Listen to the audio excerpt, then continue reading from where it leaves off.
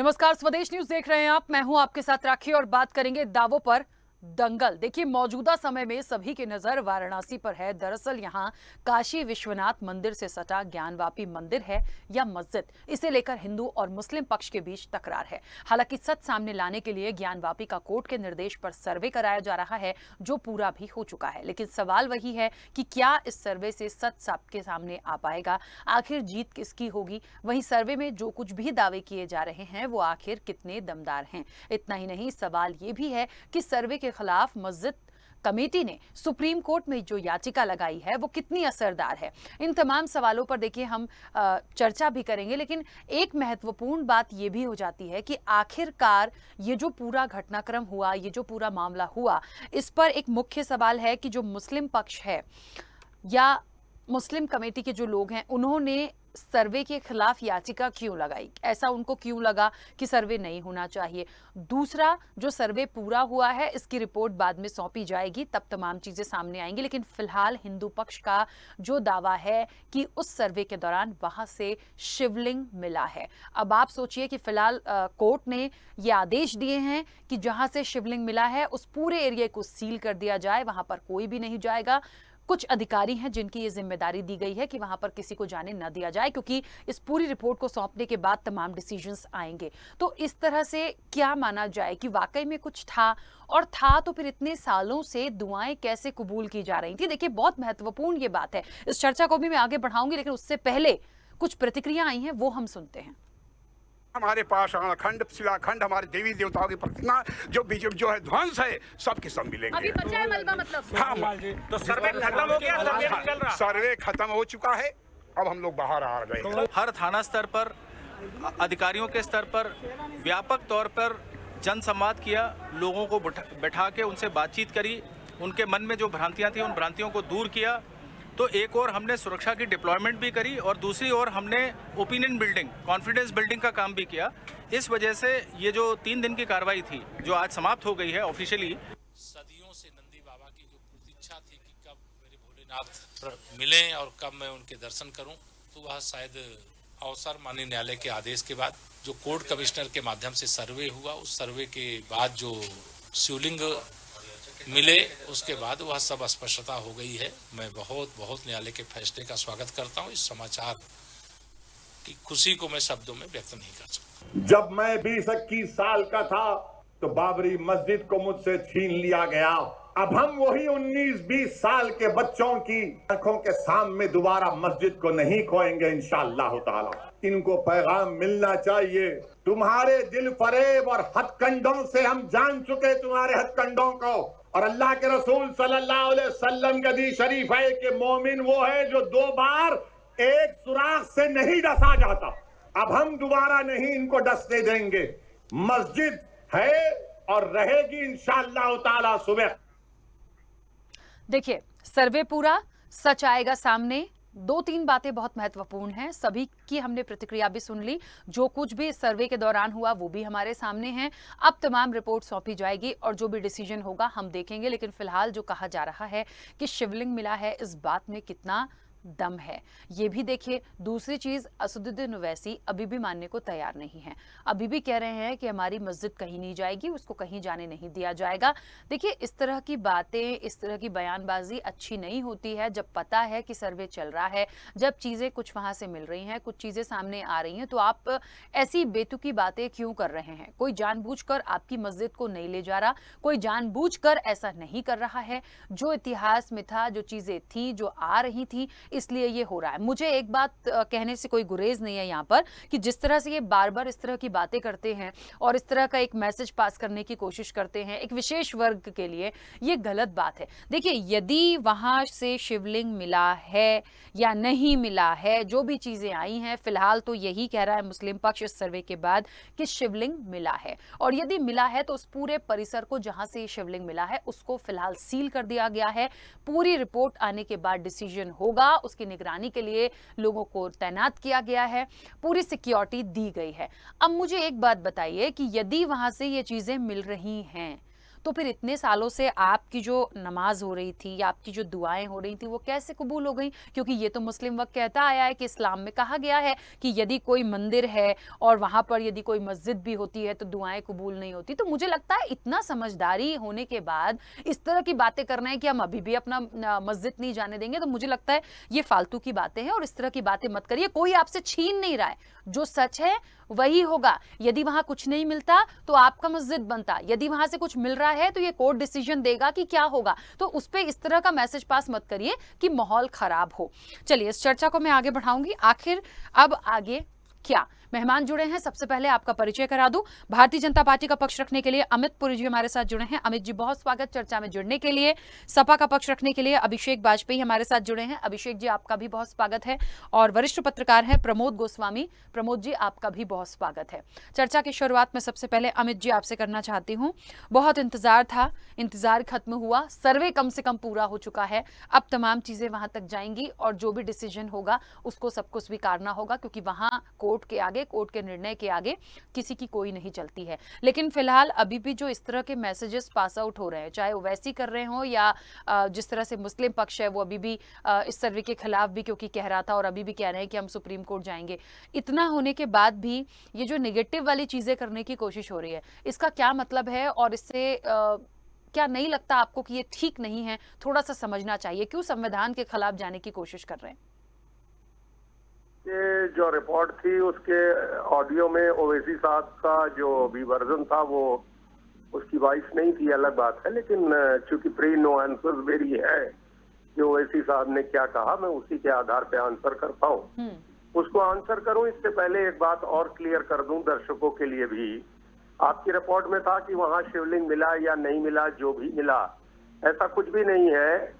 जब कोर्ट के ऑर्डर के अंदर उन्होंने उस एप्लीकेशन को स्वीकार किया तो उन्होंने कहा कमीशन में पाया गया और ये महत्वपूर्ण साक्ष्य है और हम सीआरपीएफ के कमांडेंट को आदेश करते हैं, डिस्ट्रिक्ट मैजिस्ट्रेट को, कमिश्नर ऑफ पुलिस को और डीजीपी को, कि वो इसको कॉर्डन ऑफ करें और उसमें इतने लिमिटेड ऑफ पर्सन नमाज अदा करने के लिए जाएंगे। वजू खाने के एरिया के बारे में चर्चा की गई। तो अब ये तो क्लियर है कि वहां क्या पाया गया है और वो एक महत्वपूर्ण साक्ष्य है। यह अमित पुरी नहीं कह रहे, राखी वर्मा नहीं कह रही, प्रमोद गोस्वामी नहीं कह रहे, अभिषेक वाजपेयी नहीं कह रहे, ये सिविल जज के कोर्ट ऑर्डर का पार्ट है। जहां तक ओवैसी साहब का सवाल है, उन्होंने तो अयोध्या मामले की वर्डिक्ट आने के बाद भी सुप्रीम कोर्ट के चीफ जस्टिस सीजीआई के जजमेंट के ऊपर भी नुक्ताचीनी की और कहा कि judgement of the court is non appealable and what not. मैं उनको एग्जैक्ट कोट भी कर सकता हूं, लेकिन मैं उसमें जाना नहीं चाहता। अब कोई सुप्रीम कोर्ट जाना चाहता है तो उसे रोका नहीं जा सकता। ये टाइम बाइंग एक टैक्टिस है, डिलिंग टैक्टिस है। लेकिन हाँ, हमारे जुडिशियल सिस्टम में सबको न्याय पाने के लिए विभिन्न अवसरों पर जाने की इजाजत है और ये भारत के संविधान की एक विशेषता भी है, उसकी वैशिष्ट्यता भी है। तो इसलिए अगर कोई सुप्रीम कोर्ट जाना चाहता है तो जाए। हाँ, ये स्थापित सत्य है कि तीनों लोकों से न्यारी काशी हो या ये भारत की भूमि हो, इस धरा का कंकड़ कंकड़ शंकर है, इसमें शिवलिंग निकलना कोई अप्रत्याशित नहीं है। अब मैं उसके आगे की किसी बात में नहीं जाना चाहता कि जहां शिवलिंग था, वजूद में था, उसके बाद कैसे पूजा अर्चना नमाज की विधि होती रही, मैं वो एनिमोसिटी क्रिएट नहीं करना चाहता। विषय कोर्ट के सामने है, कोर्ट इज द बेस्ट जज, वो अपने जजमेंट को देगी, ट्रूथ विल प्रिवेल। और सच्चाई चाहे जितने पर्दों के अंदर हो, एक ना एक दिन इतिहास बहुत निर्मम होता है, वो अपनी सच्चाई से दुनिया को रूबरू करा ही देता है। बस इतना ही कह सकता हूँ। आपके कोई सवाल हो तो एड्रेस करूंगा। ठीक है, चलिए वापस आती हूँ। अभिषेक जी, जिस तरह से तमाम चीजें आ रही है, देखिए बिल्कुल ठीक बात है और हम ना तो किसी को इस तरह का कोई बात करना चाहते हैं कि एक मैसेज ऐसा जाए कि कोई माहौल खराब हो। हम एक ऐसी चर्चा में बैठे हैं जो बहुत महत्वपूर्ण है और सिर्फ आज की ये चर्चा नहीं है, काफी दिनों से चल रही है। और ये बात भी बिल्कुल सही है कि ना व्यक्तिगत रूप से मैं, आप या कोई और अन्य मेहमान, या ना व्यक्तिगत रूप से इस देश का कोई व्यक्ति, ये सुप्रीम कोर्ट या कोर्ट का एक बड़ा निर्णय था जो तमाम चीजें चल रही थी। और तमाम चीजें चलने के बाद जो चीजें अब पूरी हुई हैं और आगे क्या मिला है, क्या होना है, क्या किया जाएगा, ये सब कोर्ट के निर्णय हैं और आगे भी उनका जो डिसीजन होगा वही होगा। तो मुझे लगता है इसको व्यक्तिगत से हमें नहीं लेना है।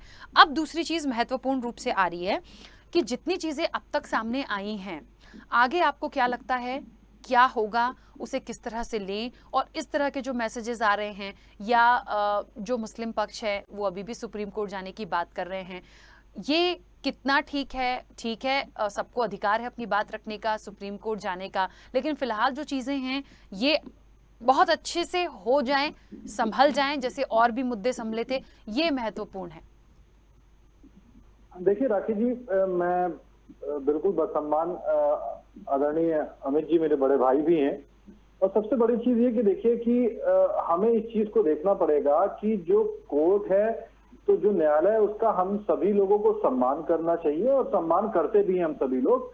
तो और किसी व्यक्ति को, चाहे वो मुस्लिम पक्ष हो या हिंदू पक्ष के हो, कोई भी व्यक्ति कहीं भी सुप्रीम कोर्ट जा सकता है, कहीं पे भी जा सकता है, वो अपने हक की आवाज के लिए किसी भी जगह जा सकता है। लेकिन हमें इस चीज को भी पहचानना पड़ेगा कि आखिर वो कौन लोग हैं जो कानून का उल्लंघन करके समाज में बिखराव पैदा करने की कोशिश कर रहे हैं। जब न्यायालय ने स्पष्ट आदेश दे रखे थे कि किसी भी प्रकार की घटनाक्रम का जो सर्वे हुआ है, उस घटनाक्रम को बाहर नहीं बताया जाएगा, और भी चीजें हैं वो सिर्फ कोर्ट के पास तक ही आएंगी।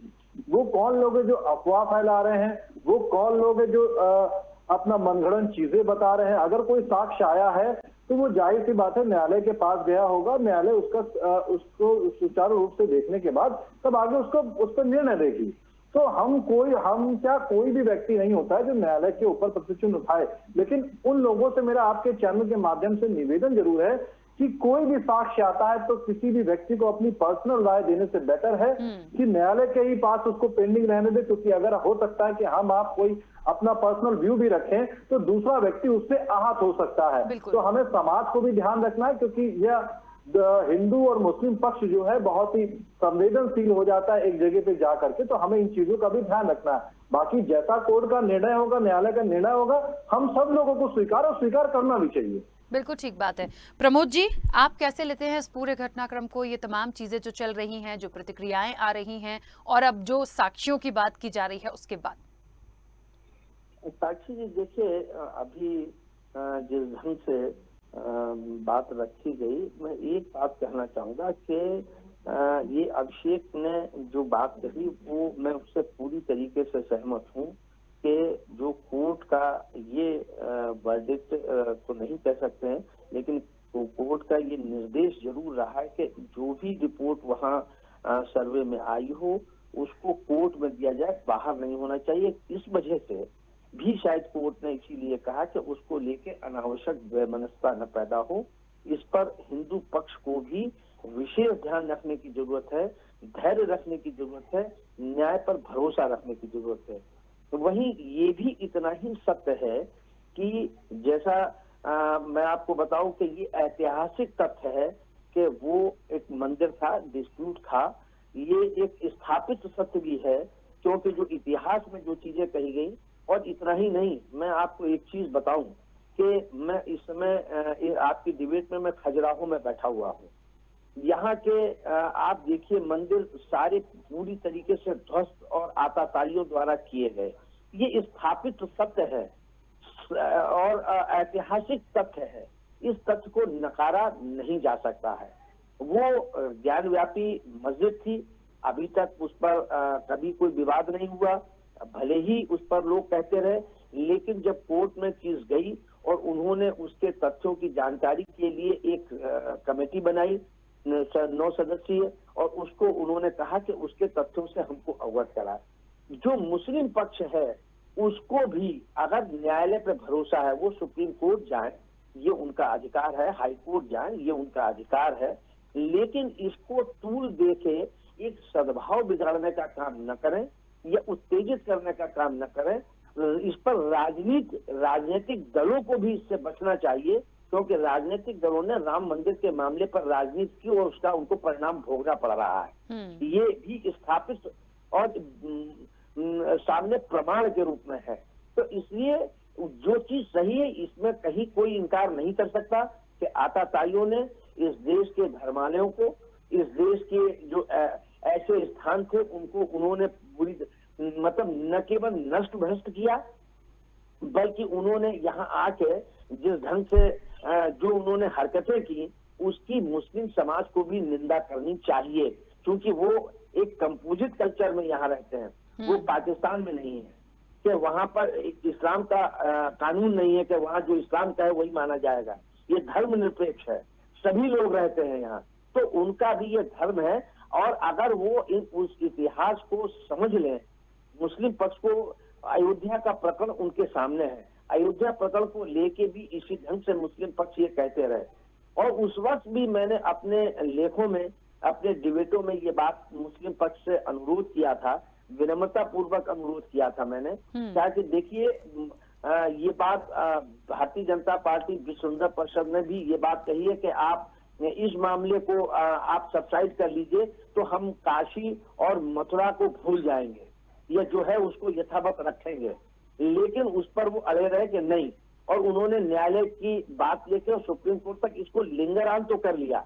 लेकिन जो तथ्य हैं उन तथ्यों से तो साक्षी जी मुंह नहीं मोड़ा जा सकता, या उन तथ्यों को जो सुबह सूर्य निकलता है उसको हमारे कह देने से चंद्रमा तो नहीं निकलेगा। तो जो ऐतिहासिक तथ्य हैं काशी के या जो वहाँ के ज्ञानव्यापी मस्जिद के, अब वहाँ अगर कोई चीज ये हुई है, पहली बात तो इसको जो रिपोर्ट जानी थी वो न्यायालय तक जानी चाहिए थी, न्यायालय को फैसला करना चाहिए था, न्यायालय पर उस पर बहस होनी चाहिए थी, बाहर आके कोई चीज नहीं कहनी चाहिए थी। ये एक अनावश्यक एक तनाव या एक दूरियां पैदा करने का या बयानबाजी का अवसर देता है।